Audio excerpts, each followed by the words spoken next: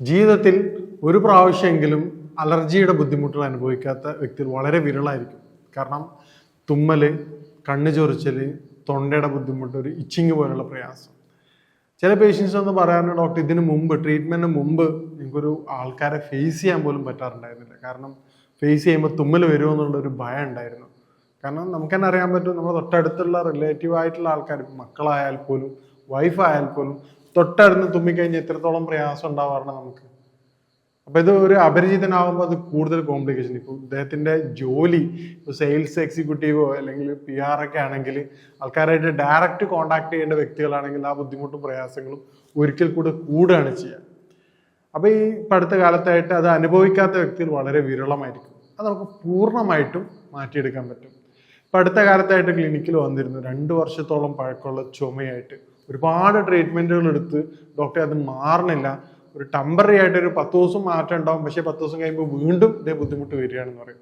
അപ്പൊ അതിന്റെ കാരണം അറിഞ്ഞുകൊണ്ട് എന്തുകൊണ്ടാണ് പുള്ളിക്ക് അലർജി ഉണ്ടാവുന്നത്, അല്ലെങ്കിൽ നമുക്ക് എന്തുകൊണ്ടാണ് അലർജി ഉണ്ടാകുന്നത് മനസ്സിലാക്കാത്തിടത്തോളം കാലം നമ്മൾ എന്ത് ട്രീറ്റ്മെന്റ് ചെയ്തിട്ട് കാര്യമില്ല. കാരണം എന്താണ്, അവിടെ കോസ് അവിടെ കിടക്കുകയാണ്, നമ്മുടെ അടിസ്ഥാന കാരണം അവിടെ ഉണ്ടാവുകയാണ്. മറ്റേ നിങ്ങൾ സിട്രിസിൻ ടൈപ്പ് മെഡിസിനും ആന്റി ഹിസ്റ്റാമിൻ മെഡിസിൻ കഴിക്കുമ്പോൾ എന്താ സംഭവിക്കുക, ടെമ്പററി ആയിട്ട് അത് ബ്ലോക്ക് ചെയ്യാണ്. ഇപ്പൊ എന്ത് അലർജിയുടെ മെഡിസിൻ കഴിക്കുമ്പോൾ താൽക്കാലികമായിട്ട് മാത്രം അത് ബ്ലോക്ക് ചെയ്യും, പിന്നീട് ഇതേ പ്രയാസം വരികയാണ് ചെയ്യുന്നത്. അപ്പൊ നമുക്ക് ഇന്ന് അലർജിയുടെ കാരണങ്ങൾ എന്താണെന്നും അത് എത്ര തരാണെന്നുള്ള വിശദമായിട്ട് എങ്ങനെ നമുക്ക് വീട്ടിൽ വെച്ച് തന്നെ അത് പരമാവധി ബ്ലോക്ക് ചെയ്യാന്നുള്ളത് നോക്കാം. ആദ്യമായിട്ട് അലർജി പ്രത്യേകിച്ച് 2 തരത്തിലാണ്, ഒന്ന് അക്യൂട്ടും ഒന്ന് ക്രോണിക്കും. നമുക്ക് എല്ലാവർക്കും പരിചയം ഉണ്ടാവും അക്യൂട്ട് ആൻഡ് ക്രോണിക്. അക്യൂട്ട് എന്ന് പറഞ്ഞു കഴിഞ്ഞാൽ വളരെ പെട്ടെന്ന് വന്ന് പെട്ടെന്ന് തന്നെ പോണ ടൈപ്പ്, അതായത് ഒരുപാട് കാലം അതിന് ഹിസ്റ്ററി ഉണ്ടാവില്ല. ഒരു പനിയോ ജലദോഷമോ അല്ലെങ്കിൽ മറ്റു അലർജിയോ വന്ന് അപ്പം തന്നെ വന്ന് വളരെ പെട്ടെന്ന് തന്നെ വിത്തിൻ ഡേയ്സോ അല്ലെങ്കിൽ ആ സമയം കൊണ്ട് തന്നെ മാറുന്ന ടൈപ്പിന് നമ്മൾ അക്യൂട്ട് എന്ന് പറയാം, ലെസ് ദാൻ 1 വീക്ക്. ക്രോണിക് എന്ന് പറഞ്ഞു കഴിഞ്ഞാൽ ഒരു 3-4 വീക്സിന് ശേഷം അല്ലെങ്കിൽ വർഷങ്ങളോളം അല്ലെങ്കിൽ മന്തുകളോളം തുടർച്ചയായിട്ടുള്ള അലർജി. ചില ആൾക്കാരുണ്ട്, ഡോക്ടർ എനിക്ക് മാത്രമല്ല എൻ്റെ മദറിനുണ്ടായിരുന്നു. പേഷ്യൻസ് റഫറലായിട്ടാണ് വരിക. കാരണം എന്താ, അവരുടെ മദറിനോ അല്ലെങ്കിൽ അവരുടെ കസിൻസോ മാറിയിട്ടാണ് തിരിച്ചു വരിക. ഡോക്ടർ അതേ കംപ്ലയിൻറ്റ്സ് എനിക്കുണ്ടായിരുന്നു. പക്ഷെ നമ്മൾ നോക്കുമ്പോൾ കറക്റ്റായിട്ട് ഫാമിലി ഹിസ്റ്ററി ഉണ്ടാവും. അപ്പൊ ഇത്തരത്തിൽ തുടർച്ചയായിട്ട് ഉണ്ടാകുന്നതിന്റെ കാരണങ്ങളും അത് ക്രോണിക് ടൈപ്പാണ്. മറ്റു അസുഖങ്ങൾ മൂലമുള്ളതിന് അക്യൂട്ടാണ്. അക്യൂട്ട് ബുദ്ധിമുട്ടില്ലെങ്കിൽ നമുക്ക് പ്രത്യേകിച്ച് ട്രീറ്റ്മെന്റ് ആവശ്യകതയില്ല. സാധാരണത്തിൽ നോർമൽ ട്രീറ്റ്മെന്റ് കൊണ്ട് തന്നെ സാധാരണത്തിൽ കഫോ അല്ലെ ഫീവറോ ഉള്ള ട്രീറ്റ്മെന്റ് ചെയ്യുമ്പോൾ തന്നെ അക്യൂട്ടൊക്കെ മാറാറുണ്ട്. പക്ഷെ ക്രോണിക് സ്റ്റേജിലേക്ക് വരുമ്പോൾ അത് നമ്മുടെ ഡേ ടു ഡേ ആക്ടിവിറ്റീസിനെ ബാധിക്കും. ഉദാഹരണത്തിന് അലർജിയുടെ സ്റ്റേജസ് ആയിട്ട് നമ്മൾ പറയാം, അത് ട്രീറ്റ് ചെയ്യാതിരുന്നു കഴിഞ്ഞാൽ അലർജി ആസ്തമയായിട്ട് മാറാറുണ്ട്. ചില പേഷ്യൻസ് വരാറുണ്ട്, ഡോക്ടർ ശ്വാസം കഴിക്കാൻ ബുദ്ധിമുട്ടാണ്, ശ്വാസം വലിക്കുമ്പോൾ ഇത്ര പ്രയാസമാണ്. സാധാരണത്തിൽ ചുമ വന്നിട്ട് പിന്നീട് ശ്വാസം കിട്ടാനുള്ള ശ്വാസം വലിവായിട്ട് മാറുന്ന രൂപമാണെന്ന് പറയും. അല്ല, അതിന്റെ കാരണം ഇത് അലർജി ആസ്തമയാണ്, അതിന്റെ സ്റ്റേജ് മാറുന്നതുകൊണ്ടാണ്. ചില പേഷ്യൻസ് എന്ന് പറയാറുണ്ട്, ഡോക്ടർ ആദ്യം ഒന്നുമില്ല ഇത് കണ്ണ് ചൊറിച്ചിലായി തുടങ്ങുക, പിന്നീട് മെല്ലെ തുമ്മലായിട്ട് വരും, പിന്നീടാണത് ഒരു സൗണ്ടിന് ബുദ്ധിമുട്ടായിരിക്കും, ആൾക്കാർ സംസാരിക്കണം. അപ്പോൾ ടീച്ചേഴ്സൊക്കെയാണ് പറയും ഡോക്ടറെ ക്ലാസ് എടുക്കുന്ന സമയത്ത് ഇങ്ങനെ ആക്കേണ്ടി വരും, അല്ലെ ഈ സ്പീക്കേഴ്സൊക്കെ ആണെങ്കിൽ അവർ വല്ലാതൊരു ബുദ്ധിമുട്ടാണെന്ന് പറയും. അപ്പോൾ ഇതൊക്കെയാണ് അതിന് സ്റ്റാർട്ടിങ് സ്റ്റേജസ്. നമുക്ക് എന്താണെന്ന് നോക്കാം. നോർമലി ഉണ്ടാവാറുള്ളത് ഒരു ഹെവിനെസ്, അലർജിയുടെ സ്റ്റാർട്ടിങ് ഒരു തലക്കനം പോലെയാണ് വരിക. പിന്നീട് അതൊരു തലയുടെ മുകളിൽ ഒരു കനം പോലെ ഉണ്ടാവും, അതുപോലെ പോളയുടെ കൺപോളൻ്റെ അടുത്ത് ഒരു വെയിറ്റ് പോലെ ഉണ്ടാവും. പിന്നീട് ചെറിയൊരു ഇച്ചിങ് സ്റ്റാർട്ട് ചെയ്യും, കണ്ണ് ചൊറിച്ചിൽ വരും. ചില പേഷ്യൻസ് ഒരു വാട്ടറിങ് ഓഫ് ഐ, കണ്ണിൽ നിന്ന് ഇങ്ങനെ വെള്ളം വരുന്ന പോലെ വരും. ചില വ്യക്തികൾക്ക് ഇങ്ങനെ ഈ നേരത്തെ പറഞ്ഞ ഒരു ഡിസ്കംഫർട്ട്, ത്രോട്ടിനൊരു ചൊറിച്ചൽ പോലെ ഉണ്ടാവും, മൂക്ക് ചൊറിയും. ഇതൊക്കെയാണ് അതിൻ്റെ സ്റ്റാർട്ടിങ് സ്റ്റേജ് ആയിട്ട് നമ്മൾ പറയാം. അപ്പോൾ അത് ഹിസ്റ്ററിയും കൂടെ വരികയാണെന്ന് നമ്മൾ പ്രത്യേകം മനസ്സിലാക്കാതെ നമ്മൾ അലർജി ക്രോണിക്കിലേക്ക് പോവുകയാണ്. അങ്ങനത്തെ സ്റ്റേജ് വരുന്നതിന് മുമ്പ് തന്നെ നിങ്ങൾ ട്രീറ്റ് ചെയ്യുകയാണെങ്കിൽ വളരെ പെട്ടെന്ന് തന്നെ അത് മാറും. ഇത് വീട്ടിൽ നിന്ന് തന്നെ വെച്ച് ചെയ്യാൻ പറ്റുന്ന ഹോം റെമഡീസ് വീടിൻ്റെ ഭാഗത്ത് ഞാൻ പറയുന്നുണ്ട്. അത് ചെയ്യുകയാണെങ്കിൽ സ്റ്റാർട്ടിങ് തന്നെ ചെയ്യുകയാണെങ്കിൽ അത് പൂർണ്ണമായിട്ട് മാറിക്കിട്ടും. ഇനി അലർജിയുടെ കാരണങ്ങൾ എന്താണെന്ന് പരിശോധിക്കുക.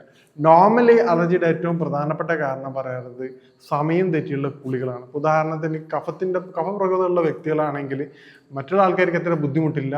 അവർ പകൽ 11 മണിക്ക് ശേഷം കുളിക്കുകയാണെങ്കിൽ അവർക്ക് നീർക്കെട്ട് വരാനുള്ള സാധ്യത വളരെ കൂടുതൽ. നമ്മൾ പേഷ്യൻ്റ് ഹിസ്റ്ററി എടുത്ത് നോക്കുന്ന സമയത്ത് അവരോട് ചോദിക്കും എന്തായിരുന്നു സംഭവം. ഡോക്ടർ ഞാൻ ഇന്നലെ വൈകിട്ട് കുളിച്ചിരുന്നു.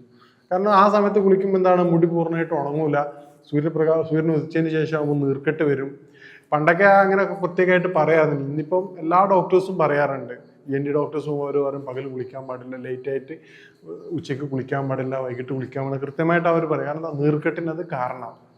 പിന്നെ രണ്ടാമതൊരു കാരണമാണ് സ്ഥിരമായിട്ട് ഫാനിൻ്റെ നേരെ ചോട്ട് കിടക്കുക. ഫാനിൻ്റെ എസിൻ്റെ ഡയറക്റ്റ് എക്സ്പോസർ വരുമ്പോൾ എന്താ സംഭവിക്കുന്നതെന്ന് വെച്ചാൽ സ്ഥിരമായിട്ട് കാറ്റും കാര്യങ്ങളും അവിടെ വരുമ്പോൾ അവിടെ ചെറിയൊരു ഇൻഫ്ലമേഷനും അതൊരു കഫായിട്ട് മാറുകയും ചെയ്യും. പിന്നീട് തുടർച്ചയായിട്ടുണ്ടാവുന്ന ചില പേഷ്യൻസ് പറയും എണ്ണ ഇങ്ങനെ മാറ്റിക്കൊണ്ടിരിക്കുന്ന ആൾക്കാരുണ്ട്. ഈ രൂപത്തിൽ അത് നീർക്കെട്ടായിട്ട് മാറും. പിന്നീട് ഈ പറയുന്ന സ്ഥിരമായിട്ടുള്ള ഫുഡ്, ചില ആൾക്കാർ തണുത്ത ഫുഡുകൾ മാത്രം കഴിക്കും. തണുത്ത ഫുഡ് കഴിക്കുക അതെന്നാ പറയുന്നത്. ചില പേഷ്യൻസ് പറയും ഡോക്ടറെ ഇപ്പം കുട്ടിക്ക് കഴിക്കാൻ പറ്റില്ല എന്നറിയാം. അപ്പോൾ നമ്മൾ ട്രീറ്റ്മെൻറ്റ് കഴിഞ്ഞതിന് ശേഷം അവരോട് പറയും ധൈര്യമായിട്ട് കൊടുത്തോളൂ, കുട്ടിക്ക് ഐസ്ക്രീം കൊടുക്കണം, പ്രശ്നമല്ല. പക്ഷേ അത്രയും കാലം എന്ത് ചെയ്യും, അത് കൺട്രോൾ ചെയ്ത് വെക്കും. കാരണം അത് ഉണ്ടാക്കുന്ന കോംപ്ലിക്കേഷൻസ് ഹൈ ആണ്. അപ്പോൾ നമ്മൾ ട്രീറ്റ്മെൻറ്റ് എടുത്ത് പൂർണ്ണമായിട്ട് മാറിക്കഴിഞ്ഞാൽ അവരോട് പറയും നിങ്ങൾ ധൈര്യമായിട്ട് തണുത്ത കൊടുത്തോളൂ, കുഴപ്പമില്ല. പക്ഷേ തണുത്തതിന് ശേഷം നിങ്ങൾ എന്ത് ചെയ്യണം, ചൂടുവെള്ളം കൊണ്ട് കവിൾക്കൊള്ളണം. അപ്പോൾ പിന്നീട് ആ റിക്കറൻ്റ് ആയിട്ടുള്ളത് മാറി കിട്ടുന്നുണ്ട്. ഇനി നേരത്തെ പറഞ്ഞതിൻ്റെ കോസായി, അതിൻ്റെ കാരണങ്ങളായി, അതുപോലെ തന്നെ അതിൻ്റെ സ്റ്റേജസും പറഞ്ഞു. ഇനി അടുത്തതാണ് ഇതിൻ്റെ പ്രതിവിധി എന്തൊക്കെയാണെന്നൊക്കെയാണ്.